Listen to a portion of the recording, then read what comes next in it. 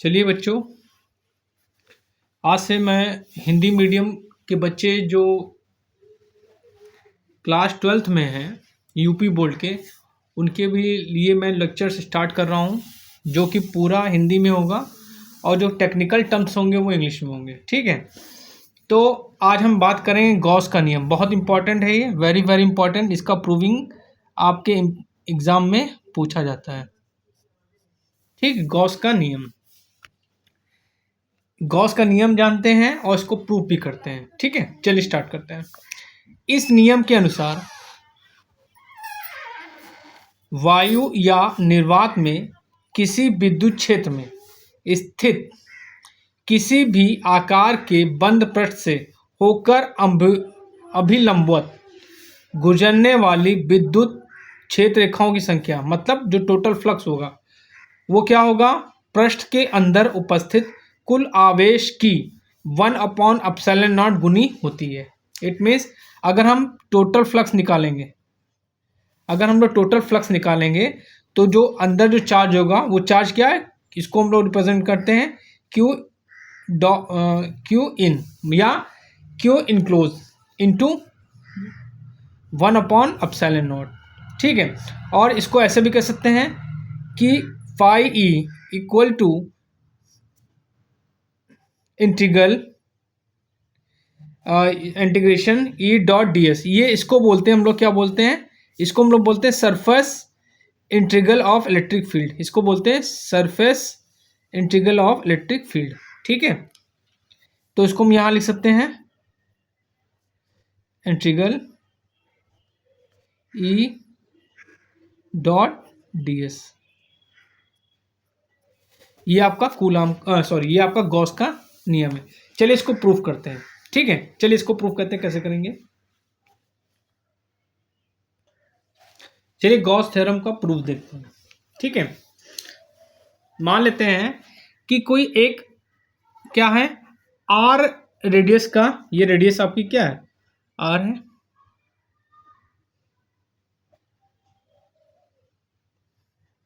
मान लेते हैं कोई आर रेडियस का एक गोला है, स्फीयर। ठीक है, उसके केंद्र पे आपका ये चार्ज क्या है, स्थित है। ठीक, तो लिखेंगे माना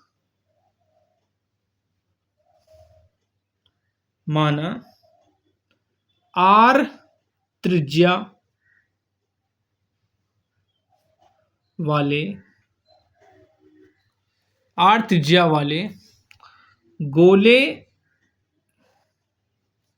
के केंद्र पर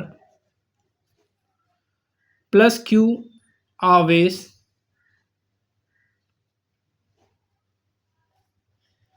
स्थित है। ठीक, मतलब हमने कोई त्रिज्या, एक आर रेडियस का गोला मान लिया, जिसका सेंटर वो है, उस पर एक आपका प्लस क्यू चार्ज क्या स्थित है। ठीक, अब इसके सरफेस पे, इस गोले के सरफेस पे एक कोई पॉइंट पी है, या पॉइंट देख रहे हैं यहाँ पे कोई पी पॉइंट है। ठीक है, तो क्या लिखेंगे, और इस पी पॉइंट के चारों ओर एक छोटा सा क्या है, क्षेत्रफल का एलिमेंट है, क्षेत्रफल का अवयव है। ठीक है, तो लिखेंगे क्या, गोले के पृष्ठ पर एक बिंदु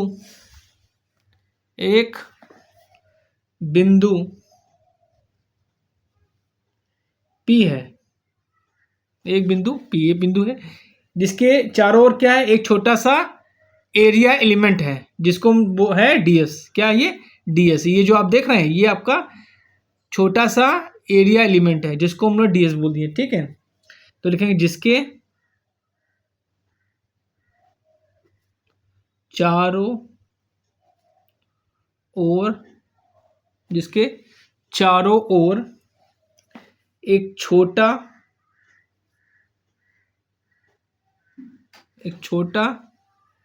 सा क्षेत्रफल अवयव क्या है, ds है।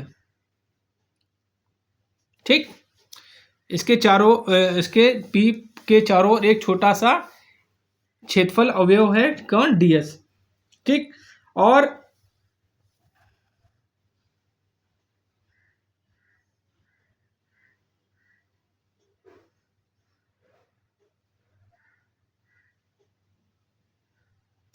इसका जो क्षेत्रफल सदिश होगा, ठीक है, वो क्या होगा, ds की दिशा के पृष्ठ के क्या है, क्षेत्रफल जो सदिश होगा ds की दिशा, जो ds की जो दिशा होगी वो क्या होगी, पृष्ठ के लंबवत होगी।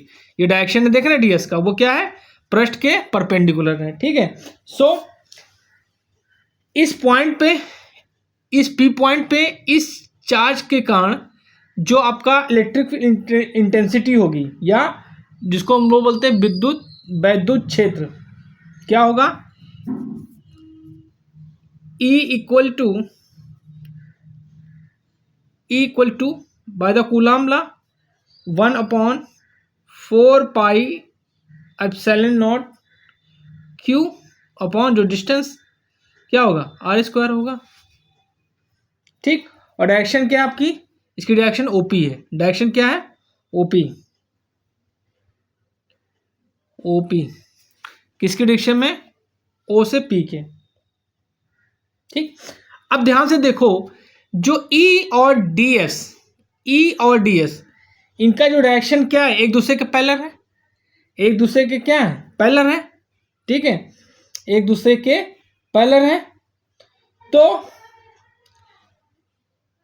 जो फ्लक्स होगा, इससे रिलेटेड जो फ्लक्स होगा डी फाई, इस मतलब क्या है, जो आपका ds और E क्या है, एक आप दोनों क्या है, पैरेलल हैं, और इससे जो आपका इलेक्ट्रिक फील्ड होगा, सॉरी इलेक्ट्रिक फ्लक्स होगा, वो क्या होगा, डी फाई होगा। उसकी वैल्यू क्या होगी, E डॉट ds। ठीक है, तो यहां पे हम E की वैल्यू रख देते हैं। सो E की वैल्यू क्या रख देते हैं, यहां पे हो जाएगी 1/4 pi epsilon naught Q upon r² ds। ठीक, ये हो गया आपका इस छोटे से पार्ट का। इस छोटे से पार्ट का जो इलेक्ट्रिक फ्लक्स होगा वो क्या होगा, डी फाई इक्वल टू क्या होगा, 1/4 pi epsilon naught Q upon r² ds।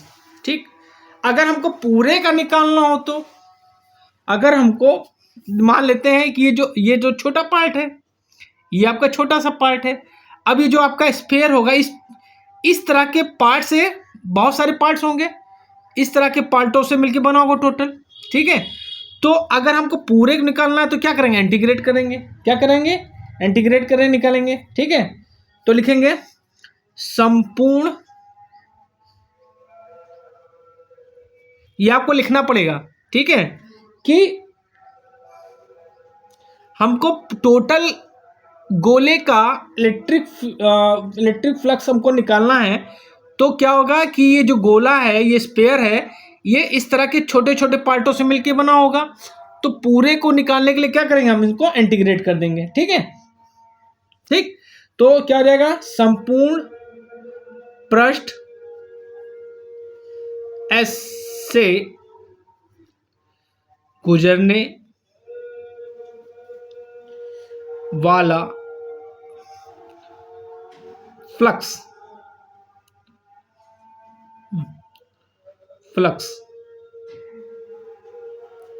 तो वो क्या होगा, तो हम इसको क्या कर देंगे, इंटीग्रेट कर देंगे।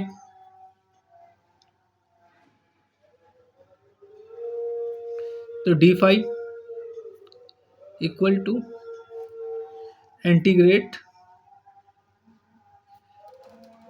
ठीक, 1/4 pi epsilon naught Q upon r² ds। ठीक, अब ध्यान दीजिएगा, यहाँ पे 1/4 पाई एप्सिलॉन नॉट Q, और ये क्या है, कांस्टेंट है। ठीक है, ये क्या है आपका, कांस्टेंट है, तो इसको हम लोग पहले लिख लेंगे। क्या लिखेंगे, 1/4 pi epsilon naught Q upon R square is constant, तो इसको हम लोग पहले लिख लेंगे। ठीक, तो ये हो जाएगा 1/4 क्यू बाई आर स्क्वायर, और ठीक। अच्छा बच्चों, ये आपका क्या है, स्पेयर है, आपका क्या है, ये स्पेयर है। तो स्पेयर का जो टोटल सरफेस एरिया होता है वो क्या होता है, ये स्पेयर का क्या होता है 4πr², 4πr² है। ठीक है, इस स्पेयर का जो टोटल सरफेस होता है, सरफेस एरिया क्या होता है 4πr² होता है। तो इसकी जगह पे हम ये रख देंगे, तो ये क्या हो जाएगा, इसको बोल दिया हमने phi E 1/4πε0 Q upon R square, और इसकी value 4πr²। So R square is cancel out, 4π cancel out. तो टोटल फ्लक्स क्या आ जाएगा आपका, क्यू अपॉन ε0, हैंस प्रूव्ड। यही आपकी गॉस थ्योरम है, यही आपकी गॉस थ्योरम है। ठीक है बच्चों, इस गॉस थ्योरम को हम दूसरे मेथड से भी प्रूव कर सकते हैं। किससे, सॉलिड एंगल से। ठीक, सॉलिड एंगल से भी हम लोग इसको प्रूव कर सकते हैं। अगर वो मेथड आपको जानना है तो आप इस वीडियो के कमेंट बॉक्स में कमेंट मारिएगा, उसका भी मैं लेक्चर आपको डाल दूंगा। ठीक है, थैंक यू।